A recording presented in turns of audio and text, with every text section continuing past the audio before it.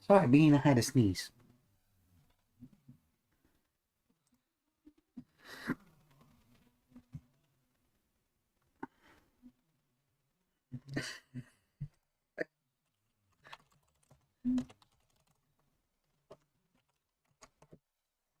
Thanks, big deal. Sorry, I had to sneeze.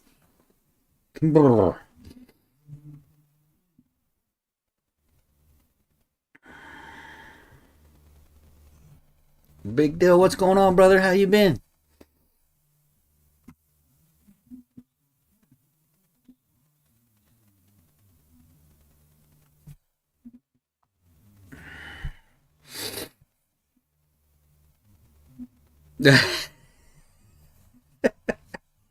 I never hold back on a sneeze. My sneezes are terrible. But I didn't break a rib, I promise.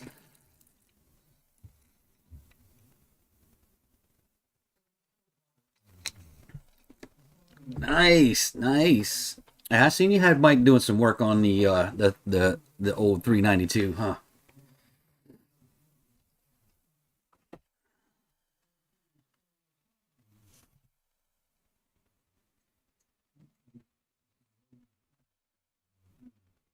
Mopar Matt, what's going on, buddy?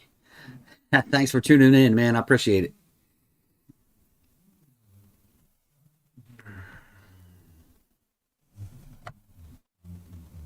Ah, yeah, that pesky check engine light.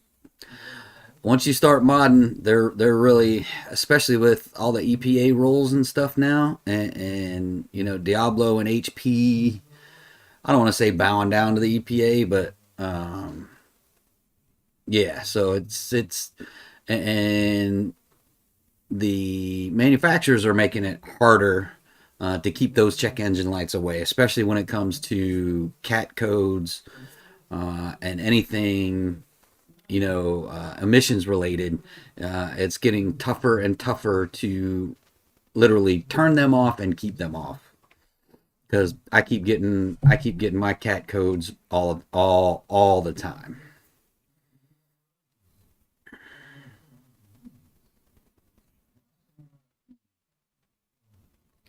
We'll give people a couple more minutes. I got a big question. I had a lot of people ask me why I'm not doing this, so I'm gonna put it out to the group here. We got what, 6 people here. We'll give it a few more minutes, and eh,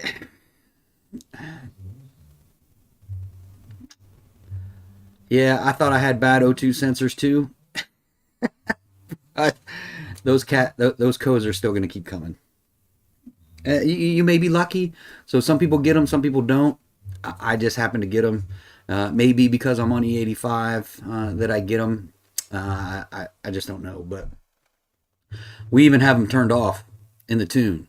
Dave has them turned off, and they still continue to pop up. So yeah, I don't know what's going on there, but just whatever you do, make sure they're clear before you go to the OBD2 to do your emissions testing. As long as you don't have any lights, you'll pass. I've passed 2 years in a row. Didn't have any lights, went in, ran the OBD2, boom, passed, flying colors.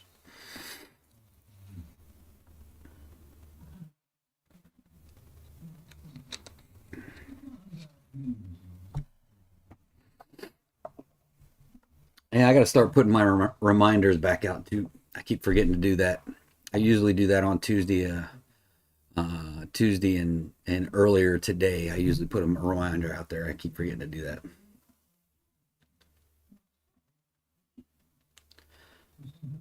I believe you can clear them with the taser, if I'm not mistaken. I'm pretty sure you can. Probably about 95% sure you can. You'd have to look up on their website. But to be honest, you can't go wrong with a Jay. What's going on, buddy? You can't go wrong with a better scanner. Uh, got it. The Taser can do the scanners and clear them. Diablo can scan them and clear them. HP can scan them and clear them. But with a, I would say, middle of the road scanner, you're going to get more information from that than you are. I'll call them basic scanners. But that's for another topic for another day.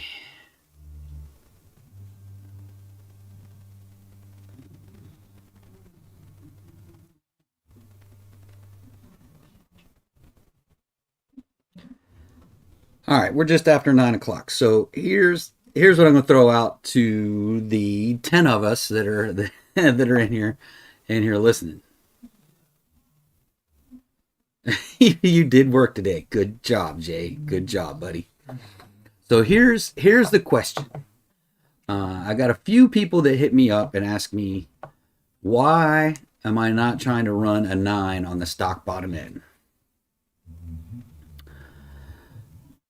I don't really have a good answer for that, other than I'm excited to put the new engine in there. And what people bring up is, yeah, a forged engine, obviously you're going to be able to go faster, and you're definitely going to be able to go 9s on the forged engine. But why don't you want to be probably not the first, but one of the few that have put a stock 5.7 in the 9s? So I throw that out to you guys. The 9 of us, because I'm actually watching on my iPad, because I don't want to end up stranded and have you. That doesn't, getting trailered home doesn't scare me. Hey, it is what it is. If I try and run a 9 on the stock bottom end and it goes, then there you go. You gotta gap the rings before you can run 9s.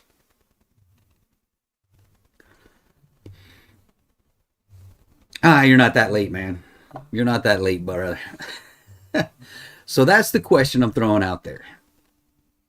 What would you guys rather see? Would you rather see me go ahead and put the forged engine in, start to turn things up and do some testing on a couple different things, or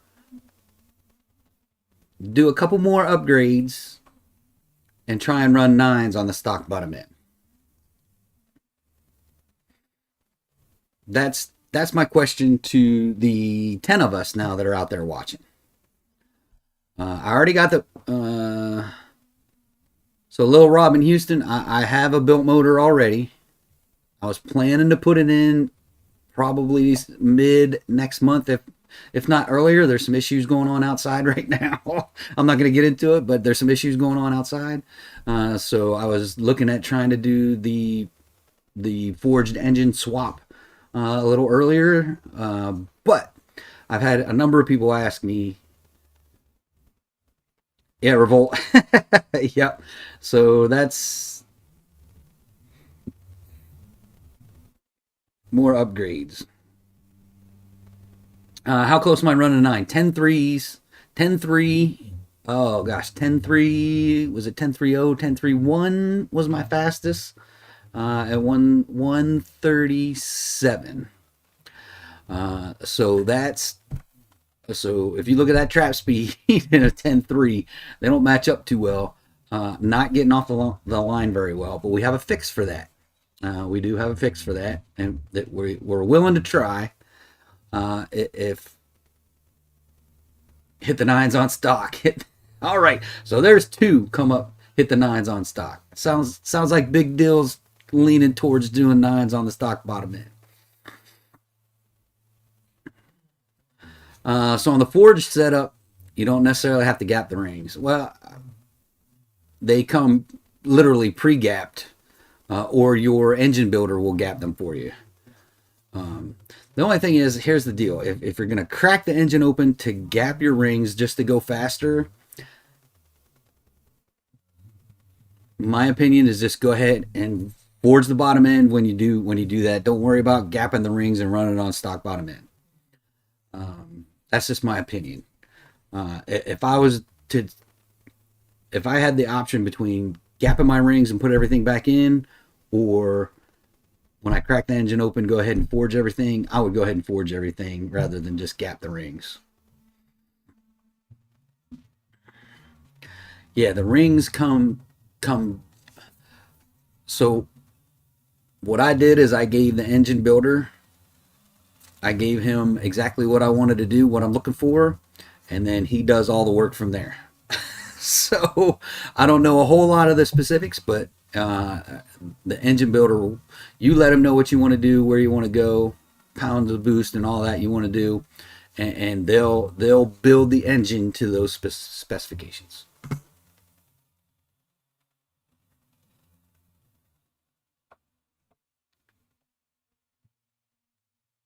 So I'm not really wasting any more money, Jay. It's not going to cost me any more money for what I want to do.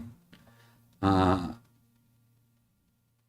yeah, so it's not going to cost me any more money to do what I want to do, and that's just to try and help me get out of the hole. So let's get back to some. Player two says more upgrade, more upgrades are coming. Even if we stay on the stock bottom end, I got one or two more things I can do to help me hit that nines, but we'll see. I just wanted to hear someone else's opinion. There you go. Get a bunch of opinions before you do something. For bigger boost, but the thing is, I can only go roughly 4/10 of an inch smaller on my pulley, and then I'm hitting the max, the recommended max for the D1X at 62,000 K. So I'm not sure how much more boost I'm going to be able to run with going with a smaller pulley. So then I was looking at probably going more nitrous. Brian says forged and tuned for the best. You're going to change it anyway. Yeah, 100%. But back to some people's point is that there's only one on YouTube that I know of that was on stock bottom end, but they gapped the rings, and I want to say they had a turbo 400, a built turbo 400 transmission in a Dodge Dakota, and they are oh god, forget the name of the YouTube channel. If I remember it, I'll let you know what it is. But there were a couple guys that gapped the rings and put it in a Dakota and put it in a turbo 400. And I want to say they ran 9.6, if I'm not mistaken. So that's kind of why I'm kind of leaning to try and go nines first, and then put the forged motor in. I know some of y'all going back and forth. Some of y'all want me to do the nines. Some of y'all want me to go ahead and put the forged motor in. Like you said, the forged motor is going in anyway. So does it make more sense to wait and give the stock bottom end another chance at nines, or just go straight for the forged? I'll leave y'all to think on that while I run down the chat a little bit.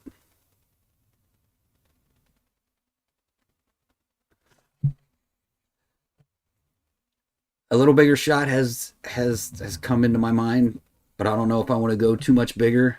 Then so the 35 shot, I picked up 3/10. I do have room to put a 50 shot in there. Not sure with where I'm at tuning wise, I want to go much more than that. Oh, excuse me, but we'll see.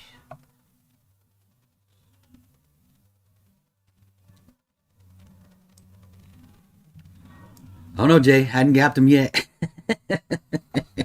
Hadn't gapped him yet. Bruce, it's only money, brother. That's all it takes. That's all it takes is money. George is saying, take the stock bottom end as far as it can go. I'll tell you, I know I'm getting there. How much for the forged engine? Um, so from doing all of the machine work, the pistons, the rods, the crank, building the short block, everything except the cam, was right at 35, 3600, give or take. So that's what it costs for the forge engine.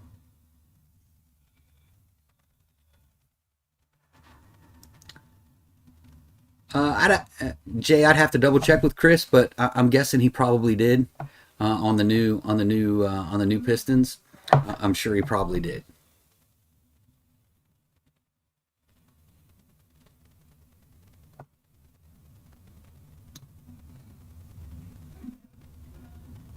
Plus, so Bruce is saying MMX said plus 0.008.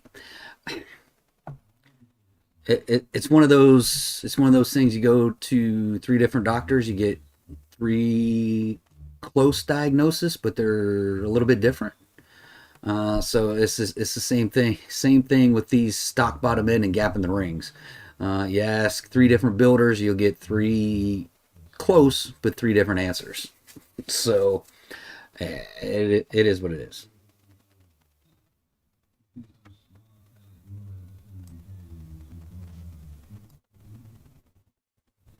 Yeah, Jay, that's what I was hoping for. Was adding the spray was going to help, but then we got in. It literally got hot right after the first couple runs of the spray, and then I was having trans issues. And then we went into the trans. So it was, yeah, just a lot of issues. But we are spraying it out the hole. We may put in the 50 shot and see what happens.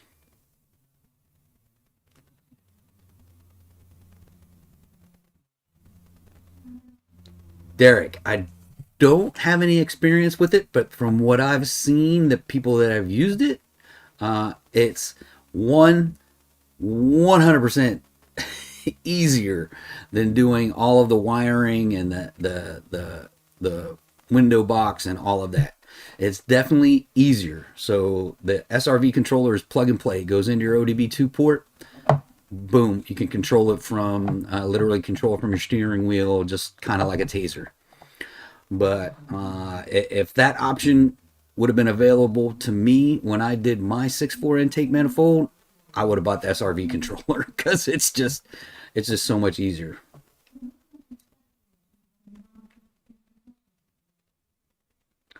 Yeah, Hugh, that's probably the bigger plan is just keep increasing the nozzle until we get until we get there. Let's see. How much boost am I running now? It's 15, 16 pounds in really good weather.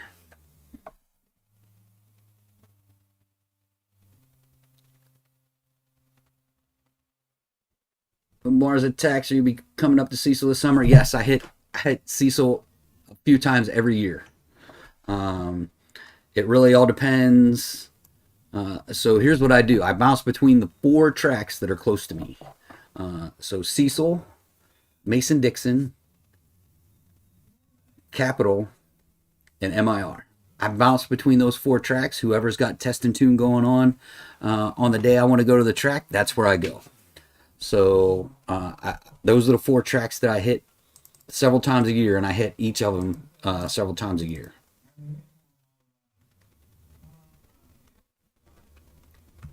But yes, I will definitely be at Cecil this summer.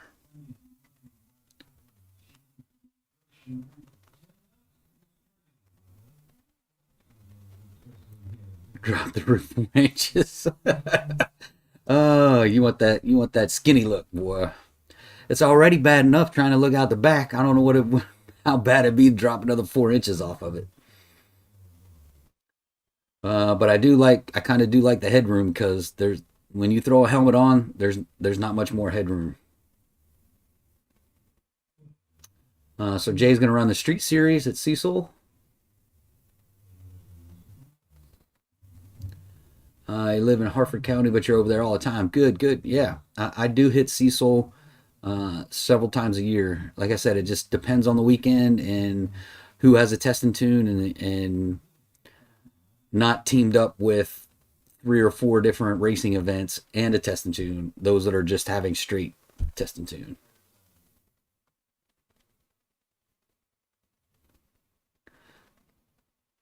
Little Rob, stock bottom end hits a point where to break. Absolutely, and where that point is, I am teetering. My estimation at this point, I'm teetering on the edge of that stock bottom end. Like I said, we're running 15, 16 pounds of boost. We've ran low 10 threes at 137 miles an hour, and the car's been great so far. So we'll see. Jay said his cost around 3,200. That's for the forged bottom end. Yep, we did use the same builder. Jay's 100% correct. We did use the same builder, just a little bit different engines, a little bit different needs, for sure. So that revolt, that's been nines has been the goal for the stock bottom end for quite a while. Since we've got close, like 10-3, shooting for a nine's been the goal, at least for now. With the forge engine, we'll see how that goes. But for the stock bottom end, that's been the goal. I'm leaning towards probably taking a couple shots in early March to see if we can get that nine and then swap out. We'll see.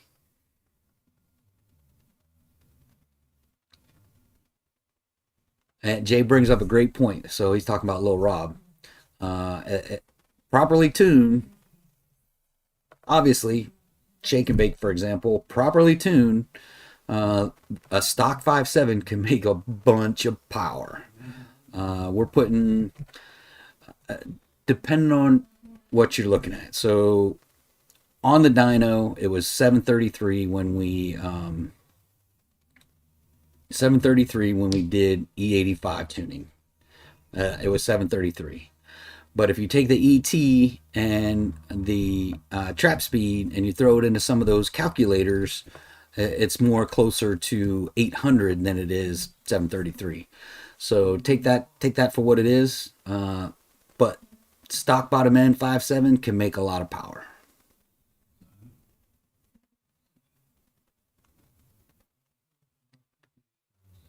That's true, Jay. Hope everyone had a great Christmas and everyone has a great New Year coming up. But all I ask is, hey, be safe. Don't drink and drive. And no, it's not a safety briefing. Just don't do it. It's not worth it.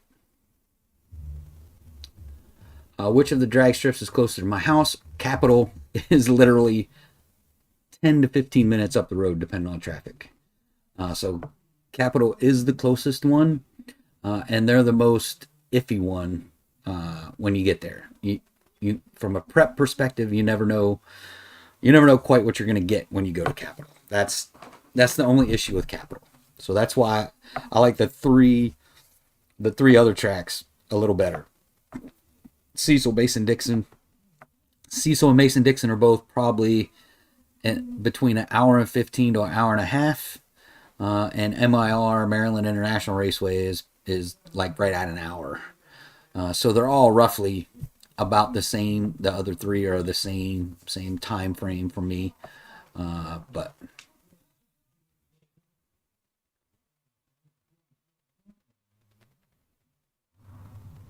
my nick is Enlight. All right.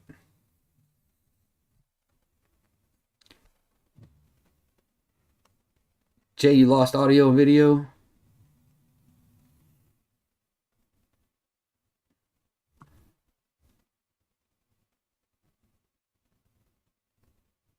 Oh, I got you, Bruce. You're not blacked out yet, but yeah, sure enough, there's not a whole lot of, well, there's a whole lot of uh, blackout spots in the Challengers, that's for sure.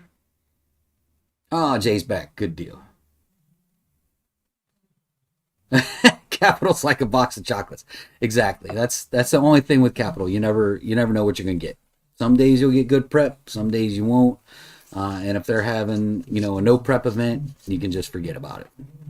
And that's why it's tough. These tracks are starting to double and triple up. I think some of them are still making up for the shortened COVID season 2 years ago. But it's like they're combining all of these what am I doing? They're combining all of these races, and when you're just out there to test and tune, it makes it really tough because you don't get very many runs because they're worried about running their races. They're not worried about running the test and tune because they got your $40, and who cares if you get one run or you get 20 runs. They're going to run their races, and if you get one run, you get one run, is what it is. But Capital is the closest one to my house. Yeah, MIR is definitely of the four tracks. Uh, I would say MIR, uh, Mason Dixon and Cecil are pretty close. There's some box of chocolates in both of those tracks too when you show up. Not as bad as Capital, but I've had bad prep at Mason Dixon and I've had bad prep at Cecil on test and tune days. So those two are kind of neck and neck, and then Capital would be my fourth.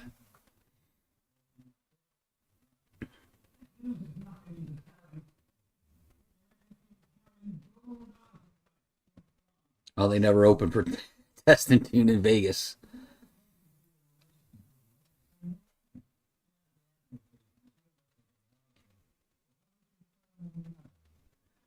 The Nudo Tri Fives, they are good for the street. I had Tri Fives on Shake and Bake. Oh gosh, a year ago, 2 years. No, no, golly, it's probably been 2 years ago, maybe three. Oh yeah, it's been a while since I've had the triple fives on the car. Oh, but hey, they're fine for the street, especially during the summertime. Uh, Obviously, not so much for the winter time. Not as good at the winter time. But yeah, the tri fives are a good set of tires. But the track, not so much the track.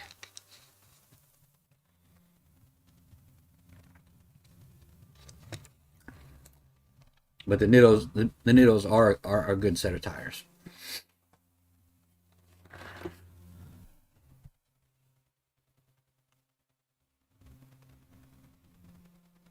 All right, Jay, you're agreeing with me. That's awesome. And you use them as street tires only. Yeah, they're not that good on the. They're not. They it's tough. They kind of call them almost a drag radial, but they're really not. They're really not.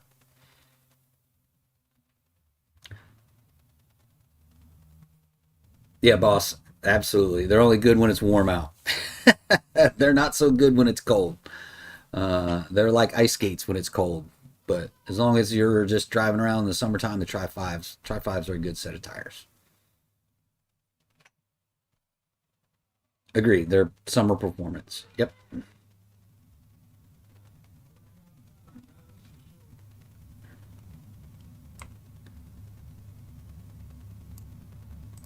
But just to ramble on now that the chat's slowing down a little bit. But we had a great year this year. Ran a number of 10 threes, a lot of 10 threes. We ran some 10 fours. We ran a lot of 10 fours. Definitely happy with the progress of Shake and Bake over the year. Um, it's one of those gradual moves for me, right? Sometimes things come slow, but that helps. It kind of helps in a way where you do a modification, you can kind of show the difference, and then you do a modification and can kind of show the difference. So instead of doing a bunch of modifications all at once and then starting from scratch, you kind of progress along. But yeah, definitely happy with everything this year. Yeah, when it got hot, we got into the low 11s, high 10s when it really got hot. Um, all right, man. Hey, go spend some time with them grandkids. Absolutely, 100% family on this channel, man. Go spend some time with the grandkids. Have fun, and keep them little kids busy. Stay stock and hit the nines. I'm 100% leaning that way, brother. 100% leaning that way. We may just do that. It all depends. Having a few issues right now, some little issues, but depending on how that all pans out, we may stay stock bottom end and try and hit those nines.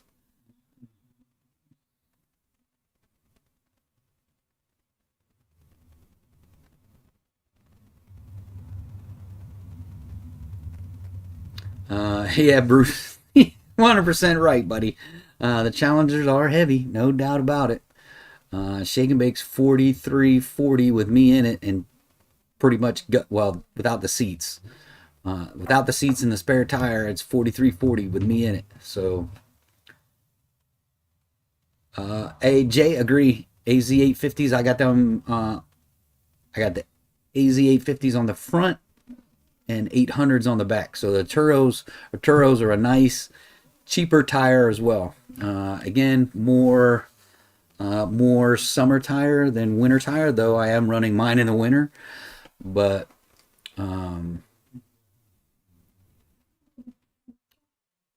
yeah, a Turo's a good tire. A matter of fact, I did a review of those a way back.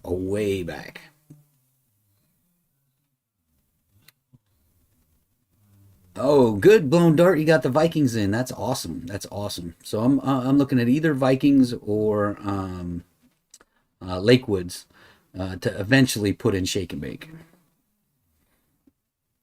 So in the rear, I've already got the 1320 Springs, but now I'm looking at which shocks I want to put in. Yeah, Bruce, check them out. Arturos. I know back when I bought mine, they were super cheap. They were like 130, $140 a tire, but now I think they're more closer to low 200s, I think, per tire now, but still fairly cheap. But good tires to run, 100%. So Jay saying Vikings the way to go if you don't go coilovers. All right, blown dart, you got your stroke picked up, the 5.7 stroke today. Nice, nice.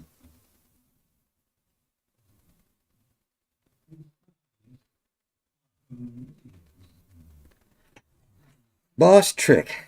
Oh, all right, let's see if I can answer this one. What would your car be like if it was a Sunday driver and you didn't track it? What mods would you have? First off, it'd be a stick shift. If it was a weekend driver, um, and arguably track it every once in a while, if it would have been a weekend car, it would have been a stick shift, 100%. I would have went stick shift. What mods would I have? I would probably much less than shake and bake, that's for sure. But I would probably do your all your bolt-ons, long tubes, cap back, um, and if it's a 5.7, probably the 392 intake manifold, and would call it a day.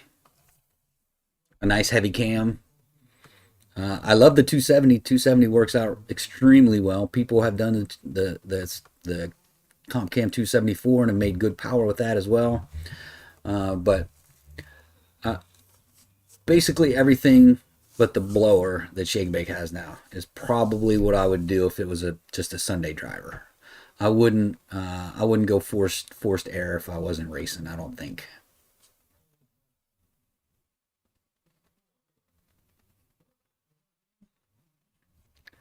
Hey Jay, feel free. You know the deal, man. If someone asks a question, feel free to put your 2 cents in there. You know, that's why I leave it open chat. Is we can just chat and talk about whatever we want. But that's what I would do. Full bolt-ons, long tube headers, a nice. I would probably stick with the Borla at ATAC catback exhaust, or maybe a not a Magnaflow, but a oh, God, had it on the tip of my tongue. Flowmaster, a Flowmaster catback. The Flowmasters sound awesome. Not so good for performance because of the chamber design, but for sound, oh, those things, God, they sound so good. So yeah, that's probably what I would do. Is I would go. I'd probably stay Cook's long tube headers or stainless work long tube headers. I would go with a maybe the Outlaw, the Flowmaster Outlaw catback, and just your basic bolt-ons and a cam. I think that would be plenty for just a weekend driver.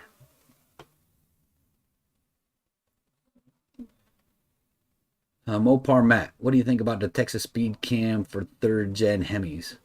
Uh, if you know anything about them, I don't know a lot about them. I know there's a number of people that have used Texas Speed Cams.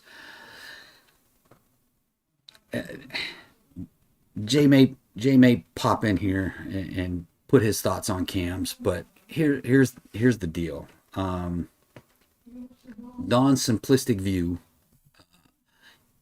you really can't go wrong with any of the cams, right? Now, are you going to get something more from an MMX cam, vice a Texas Speed Cam, vice a Comp Cam HRT, vice, name someone that does a custom cam? Will you make more with one or the other?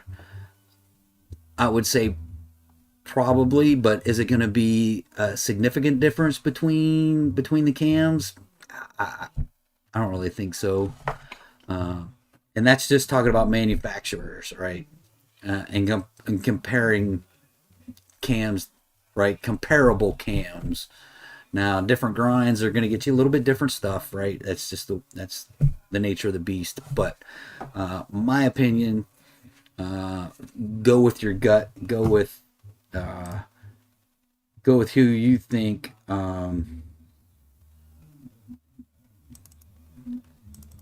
Go with who you feel is the one to go with. That's all I can say. That's all I can say from my experience with cams. I've only had the Comp Cam 270 the entire time, so you can lean on some of these other guys if they chime in. People like Jay, he's done multiple different cams and things like that. But like I said, my opinion, the difference between manufacturers is more than with comparable cams, right?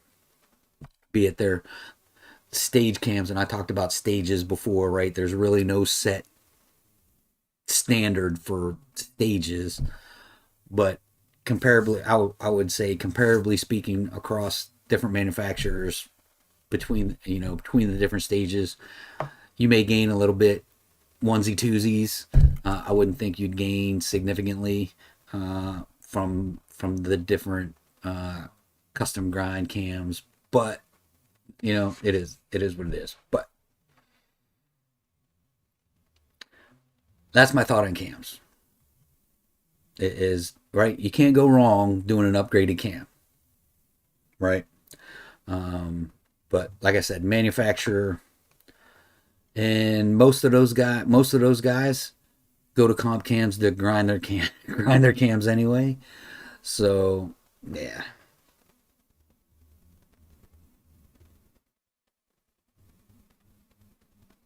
Let's go. I knew I liked you for a reason. All right, Jay. All right, boss. That's where you're at with the 392. That's what I would do with a weekend driver. Um, yeah, like I said, it'd have been a stick car, basic bolt-ons, long tubes, catback, and a cam. Bruce, I did the Coney all around with 2-inch lowering kit from D2 Racing. Ugly purple on orange.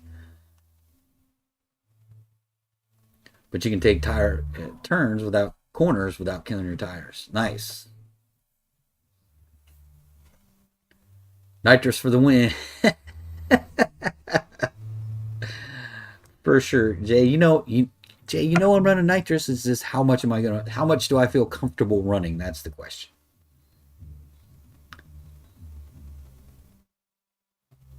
Corsa Extreme's a nice catback too. It sounds really good. Matter of fact, I did a really good comparison.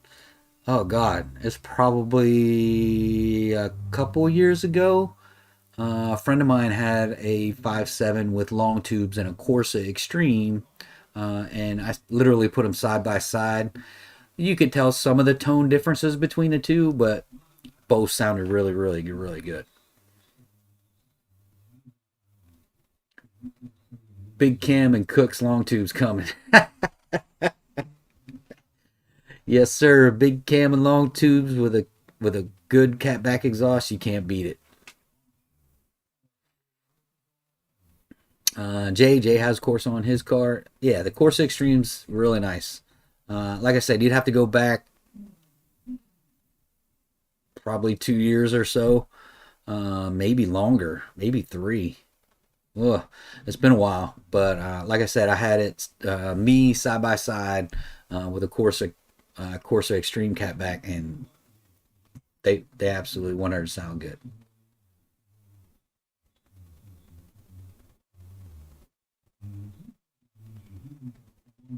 Hugh, why not forced air for a weekend driver?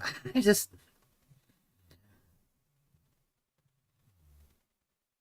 uh, you pose a good question. I say I probably wouldn't go forced air, but probably by the time I did all the NA stuff, I'd probably go forced air anyway. But um, it's granted it's it's a high horsepower modification, but it's also an expensive one. Um, if so, let me go this way, right? If I had shake and bake and a weekend driver,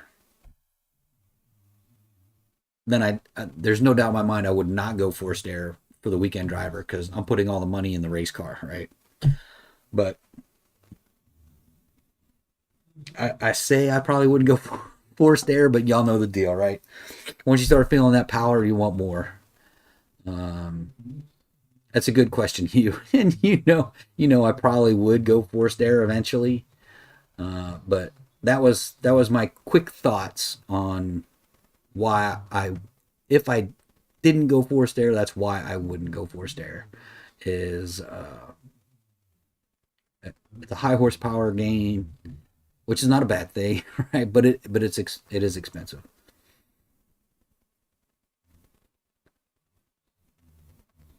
Jay's saying it's unproven at this time. I'm not sure what you're talking about, Jay.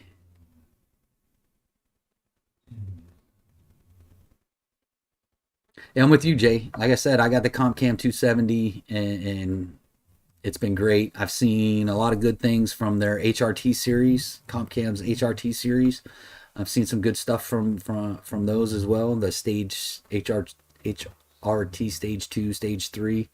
I've seen some decent gains from those. But like I said, you're only gonna get onesie twosies depending on who who you get to the cam from.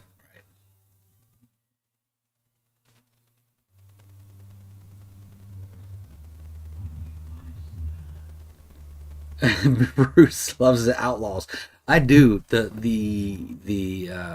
Flowmaster stuff, man, sounds phenomenal. But um, you do lose a little bit of performance with that. But the sound is incredible. So if you're going for sound, Flowmaster is the way to go. 100%. No doubt. Or the AWE. AWE sounds really good too. But it's a straight through design, not a chamber design. Radio is not loud enough. Ah, you're good, heavy challenger. Ain't no big deal, brother. I know. I didn't put my reminders out. I got to start going back. I've been, let's just say I've been in a slump for a little while. Haven't really been motivated to make any videos.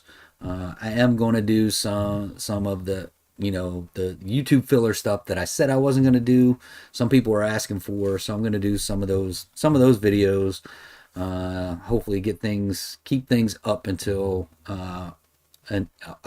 March, and we get back to the track.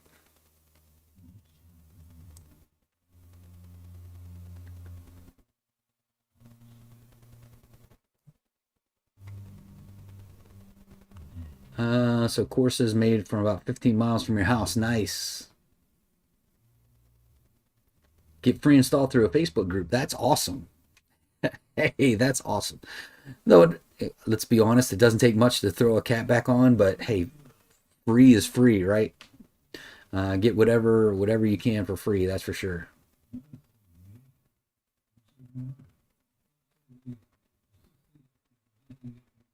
Bruce, what do you think about the HRT Supercharger Stage 2 Master Kit?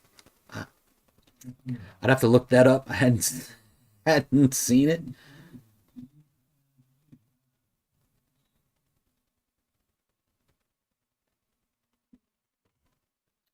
HRT Supercharger Stage 2 Master Kit. What all, Bruce? What all does that come with? Here, I'm covering up my thing.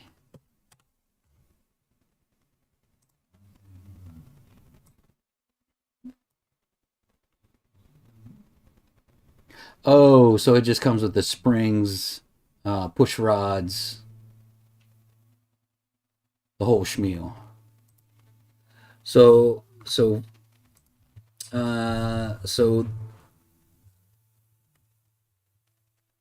I haven't heard a lot of good things from their lifters, but other than that, everything in that is pretty nice.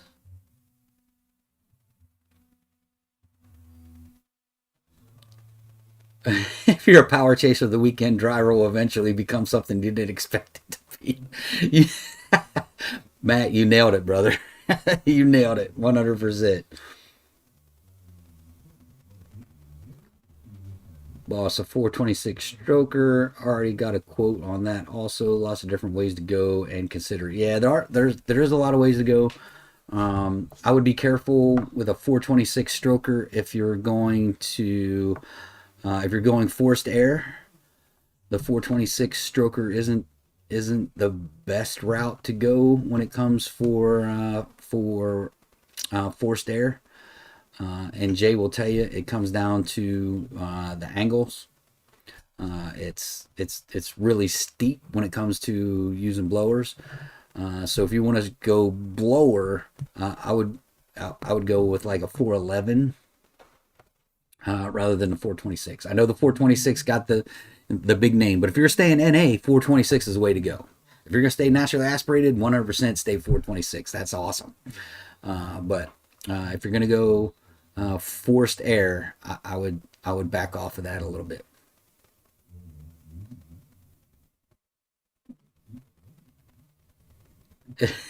Jay's saying if it's anything like a turbo kit.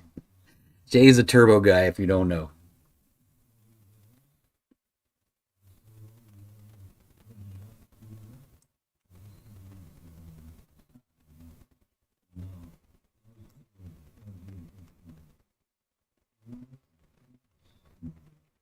All right, Jay's talking about lobe separation. Yeah, blown dart, man. You're nailing it right there, buddy. 100%. How much you want to spend and what results you want to get. The higher your expectations, the more expensive it's going to be. I can tell you that.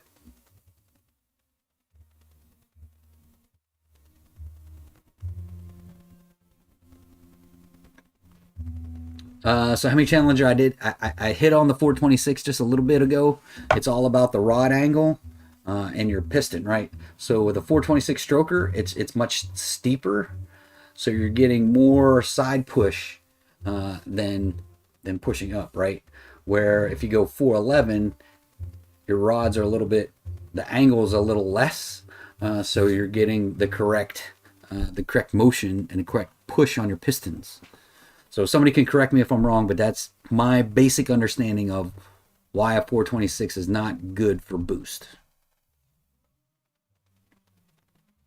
All right, boss. Bossy says, I know.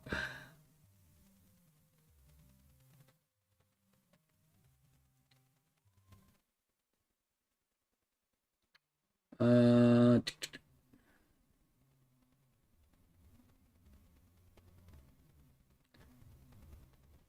you do a monthly talk show. Yeah, that'd be cool, right? That'd be different. Another YouTuber hit me up. He's talking about some collaboration, doing some collaboration stuff. I'm looking into that, to doing some collaborations, getting some other folks on the channel as well, and literally bouncing the host around. Where we may host the collaboration, whether we do it weekly, bi-weekly, once a month, or whatever. We do it one time on my channel, one time on his channel, one time on somebody else's channel, and we just kind of rotate that around. So we're looking into a couple different things to keep us all motivated to make content during the winter. So we're looking at a couple different things. And you're right, video conferencing software is not that expensive.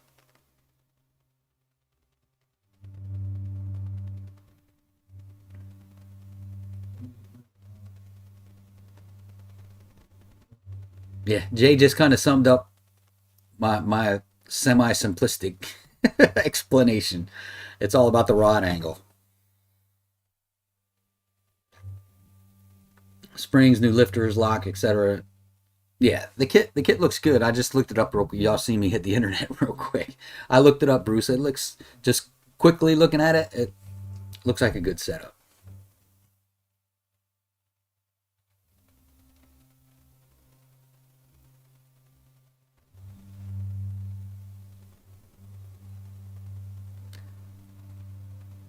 That's compared to what I have. So Jay's talking to Bruce. Bruce is talking about piston slap.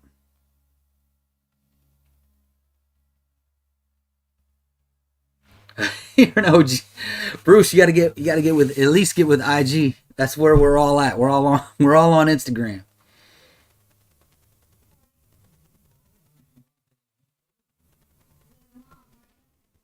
Yeah, boss. Hey, if you want to go for the 440, you could go. You could go all the way to the 440. Don't get me wrong. Hey, I'm not knocking the 440 either, but it's, you're right. The 426 gets a lot of love in the NA world. You don't hear a lot of people doing 440.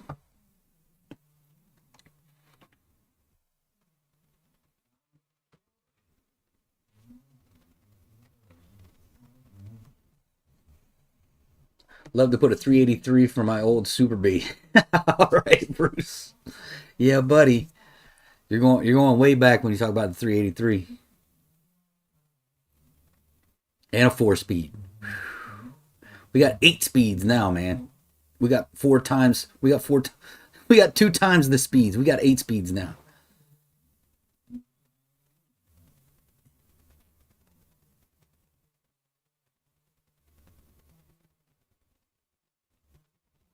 Yeah, Jay, that's what I got in mind. I got the PSI 1515s. Those are the ones that came with, actually came with the head package that I got from High Horse Performance, HHP. It came with 1515s. Yeah, they work real well with the 270, that's for sure. That's for sure. Haven't had any issues with them, that's for sure.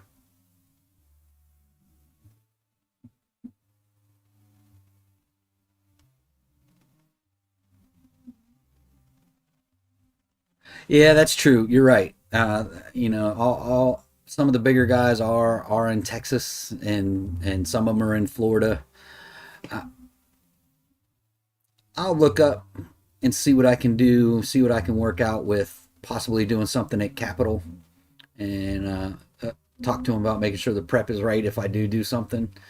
Um, I think if we get a couple people together, just local YouTubers here. I think we can get a few people together and make it a really, really nice. We'd have to think about it. Mopar only, maybe, or possibly open it up to the other manufacturers, the other car manufacturers. Open it up to everybody, or make it just domestic. I don't know. I have to think about it, and then have to talk to Capital to see what we can do. I mean, I could do a rental at MIR, but the problem with that is it's probably going to be on a weekday, and not many people are going to be able to make it anyway. So if we're going to do it on a Saturday, the easiest way for me to do that is probably try and work with Capital.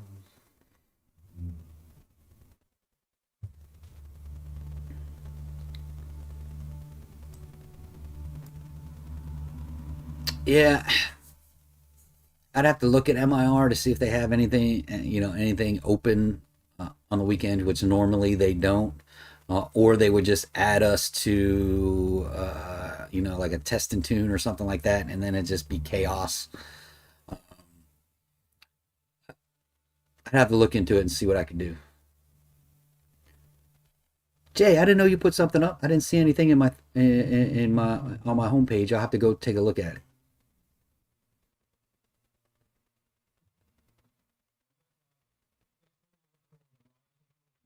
Is the $100 bill on the console bet still for the 8 speeds? Uh, for us, probably with a hefty shot of nitrous. Then I put the $100 bill out there. But that's a good. You're going old school, Bruce. Talking about putting money on the console, money on the dash. Grab it if you can. All right, Jay. All right, Jay. I'll go check it out, man. I'll go find it. The only thing with Colonial Beach, it's Eighth Mile. That's the only thing I don't like about Colonial Beach.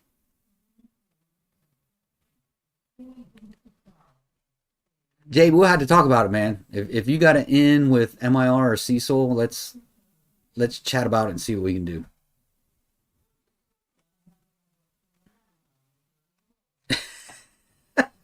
Bruce, Jay added a video and no notifications. That's what I'm saying. I didn't see anything either.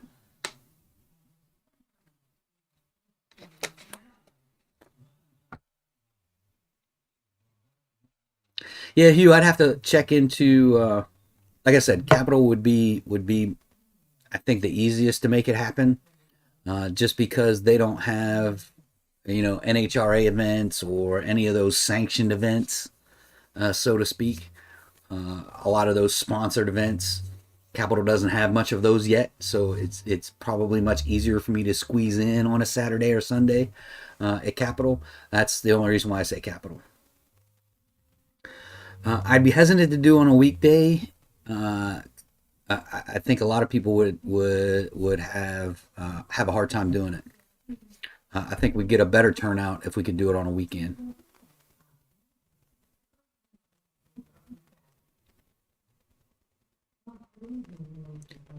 All right, Matt. I'll keep y'all informed. Let me see. Let me see what I can do. Let me see what I can come up with, and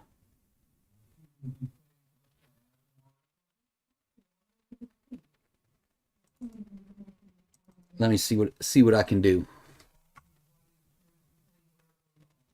Click the notification bell.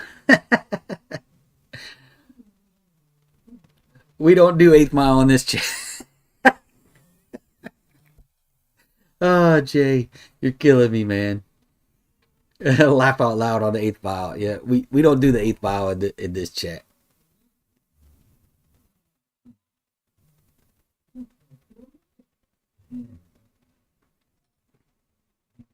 And the only time I've done Eighth Mile is just is some testing stuff. 4 wide at ZMAX.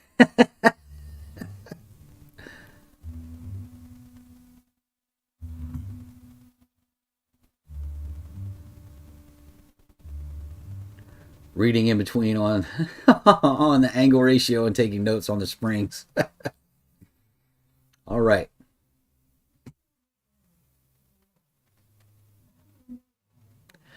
Yeah, I mean we could do MIR on a weekday. Like I said, I'm not sure the what the Friday would probably be better than middle of the week, uh, or maybe a Monday. I don't know if MIR does Fridays and Mondays, but that may be an option. We'll have to take a look at it.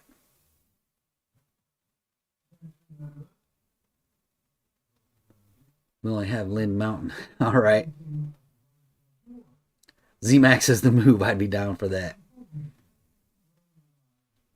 Oh, Line Mountain Raceway. Gotcha, Bruce. Gotcha.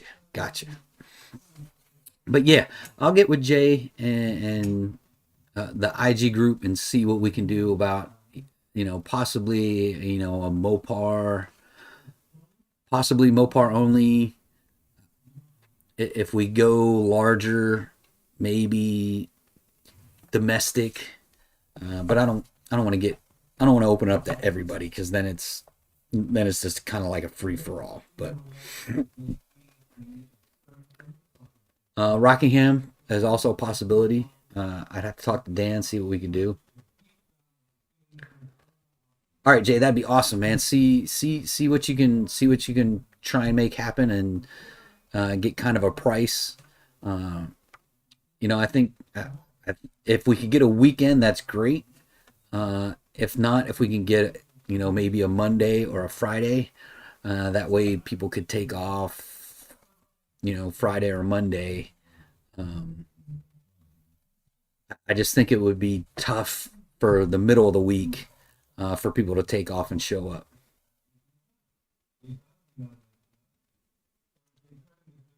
Trinity Motorsports, Gallet. Mm, not sure what you're talking about, brother. But hey, we're 3 minutes out from an hour. Y'all know I like to keep these. I like to shut things down right at 10 o'clock. But again, hope everyone had a great Christmas. Hope y'all got everything you were looking for, everything you needed, everything you wanted. We got some things for Shake and Bake. We got pretty much everything we need. All right, Boosted Heavy, no problem, brother. It's all good. Coming in at the end, it's all good. But we pretty much have everything we need uh, to make the engine swap. It's just now, when do I want to do it?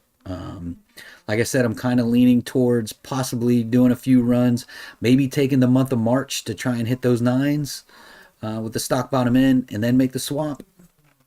I just, I just don't know. We'll see. Um, so maybe some plans up in the air there. I'll keep y'all guessing for a little bit. Um,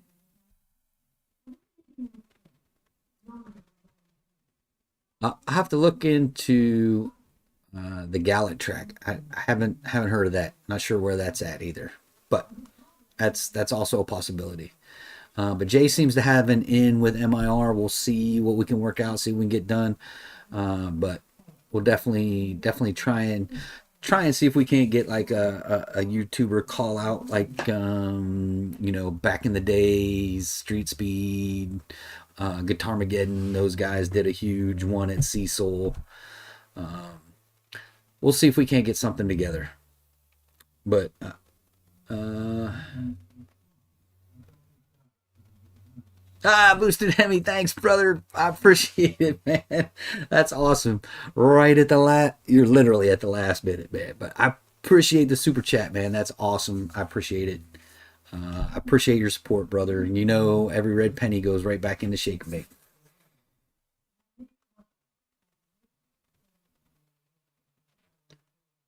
Yeah, Hemi Challenger, like I said, you can hit up Jay on Instagram. You can hit up Wide Body Mopar Mike on Instagram. Um, they're all tried and true, been around a long time, been doing this for a long time, have a lot of experience, a lot more experience than me.